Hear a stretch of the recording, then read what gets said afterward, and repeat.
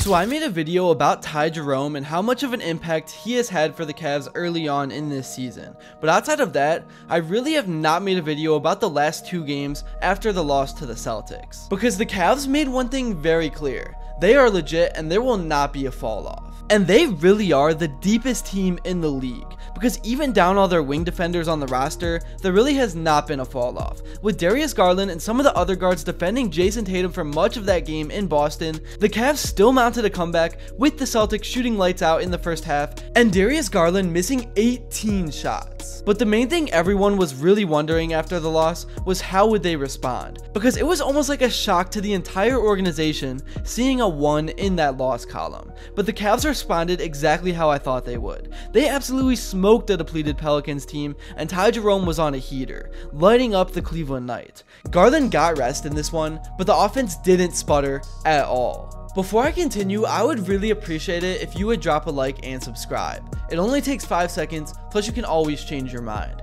We are on the road to 40,000 subscribers, and with your support, I believe that we can get there super fast. So looking at the stats from the Pels game, Ty Jerome was the leading scorer with 29 on 10 of 19 shooting. He had 7 first half threes, and then Donovan Mitchell had 10, but he didn't really have to produce and only played 19 minutes. Tyson in his first start nearly had a triple-double with 16, 11, and 7, and Jarrett Allen had 16 and 11. Mobley had a really good game defensively as well with 3 blocks. I'm going to talk about him in a bit, but he really is the biggest factor of the Cavs' emergence as real contenders. In terms of the bench, Niang had 20 points and Thor had 12 in 12 minutes. Now moving to the Raptors game, again it was Ty Jerome and Donovan Mitchell. The 2 of them plus Jarrett Allen combined for 75 of the Cavs' 122 points. It was quite the display of offense and also defense from Ty. He was picking pockets all game long, and Mobley, who is just an ultra consistent defensive force, had 14 and 11 and was plus 12 on the court. Niang was renovating Rocket Mortgage Fieldhouse in this one, going 1 of 13, but that again is just a testament to the pure confidence that Kenny Atkinson has this team playing with, and that is why the team has been so successful. But if you are G-Wagon,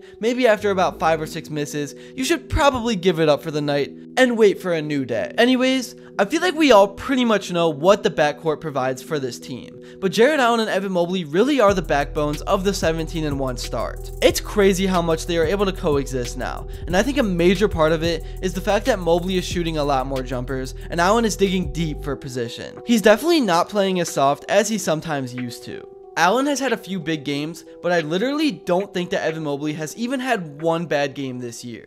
I think Mobley is an all-star starter, as well as a top 3 candidate for Defensive Player of the Year, and there's a case that he should be in the lead right now, because based off winning and impact, there is nobody like him, and a lot of things he does don't appear on the stat sheet. But when he is on the court, guys refuse to come to the rim.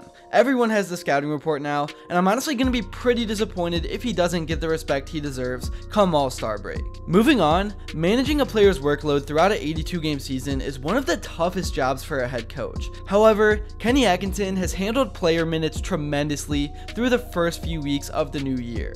In the first 18 games of the season, Donovan Mitchell is averaging just 31.5 minutes per game. This is a career low for the star guard, and by wide margin. In Mitchell's first 2 seasons in Cleveland, he was routinely asked to lead the Cavaliers in crunch time, which could have affected his stamina and energy as the season went on. And there are a multitude of reasons for this. First is the Cavaliers' margin of victory. Cleveland has been blowing teams out through the season's first 5 weeks. They currently have a double-digit point differential of 12.39, and the game is typically decided early in the 4th quarter, if not sooner. These large leads have allowed Mitchell and the other starters to get much-needed rest in the game's closing minutes. Another possible reason for this drop in minutes is of course Ty Jerome and Karis LeVert's emergence as a 6th Man of the Year and Most Improved Player candidate. Cleveland hasn't had a true NBA proven point guard to come off the bench and help lead an offense with their playmaking and scoring ability. Jerome has been just that and more for the Cavaliers so far this season, which is taking pressure off Mitchell and Darius Garland in so many aspects of the game. And the crazy thing is that there's another player who actually played starter minutes last season that is missing, and that is Max Strus. I really think Strus is going to take a big stride this season. I know he can be a super streaky shooter, but the pressure is off. He's going to be plugged into an environment that is playing some of the greatest basketball the NBA has ever seen. He's not going to be asked to be a starter. There may be games where he is in the starting lineup, but the team just plays to win. They don't care about individual stats, so just having another shooter that can be plugged in when Merrill and Niang have an off night is going to be really crucial down the stretch. And we've seen Strus show the ability to take over a game. He was one of the main reasons the Cavs were able to overcome that large early deficit in Game 7 against the Magic to move on to the second round against Boston. So Strus is another guy to look out for. He will probably be back on the court within the next few weeks, and he is just another layer to the deepest team in the NBA. I think the Cavs have made it pretty clear. That's exactly what they are. The upcoming 2 games around Thanksgiving against the Hawks are going to be super interesting. I would not be surprised if they split. It's a tricky team that knows how to heat up, but man, with the way the Cavs have just been playing, you really can't expect them to lose anything.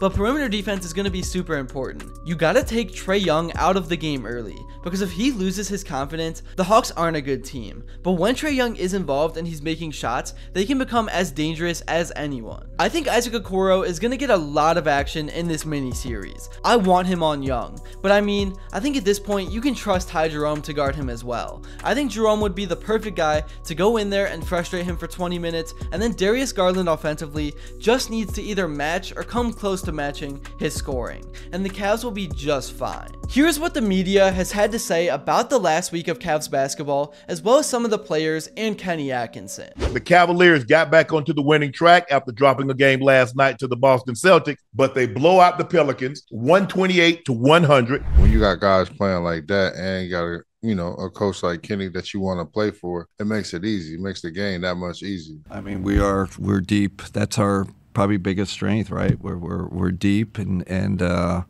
we've needed it. These last couple games with some injuries, but I thought Donovan, they're a tough team to play. They're really physical on the ball. So I thought Donovan kind of settled us down when they were getting into us, and Ty had another good game, and I mean, we got so many guys that can do it. It's hard to stop. Like I said, 4 steals. He's in the passing lanes. He's doing little things, communicating, talking, and that's what we need. Especially when you have him coming off the bench, you trust that when the ball's in his hand, good things are going to happen. And I think that's what makes it also my life easier when I'm in with him, because it's like, all right, I don't have to dominate the ball. I can get off it, allow the stuff to still be run. And then on top of that, defenses are so worried about where I am. Now he's running the pick and roll with Evan or J.A. or whatever, and now they're in the lane being able to finish. So he's just done so much for us on a nightly basis. That's all I got for this video. Thank you all so much if you made it to this point, and if you enjoyed it and haven't yet, please be sure to drop a like and subscribe, and also let me know what you would like to see next. And until then, I will see you all later.